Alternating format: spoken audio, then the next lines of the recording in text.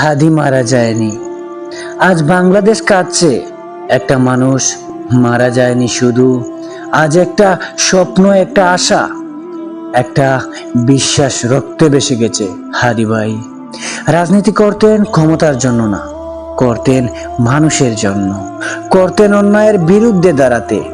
কিন্তু আজ আজ একটা গুলি সব শেষ করে দিল। একটা গুলি যা শুধু তার বুকেই ঢুকেনি, ঢুকেছে লাখো মানুষের হৃদয়ে। আজ মায়েরা কাঁদছে, আজ বাবারা স্তব্ধ, আজ তরুণদের চোখে আগুন আর অশ্রু একসাথে।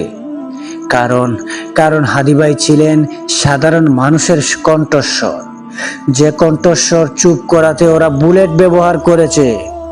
কিন্তু শোনো, বুলেট মানুষ মারতে পারে, কখনো আদর্শ মারতে পারে না। হাদি ভাই চলে গেছেন, কিন্তু তার কথা, তার সাহস, তার স্বপ্ন, এগুলো কি গুলি দিয়ে মেরে ফেলা যায়? না। আজ যারা কাঁদছে, এই কান্নাই কাল শক্তি হবে, এই কষ্টই একদিন প্রতিবাদ হবে।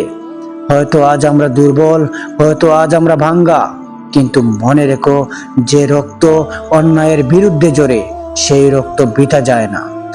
হাদি ভাই আমাদের শিখিয়ে গেছেন, ভয় পেলে চলবে না, চুপ থাকলে চলবে না।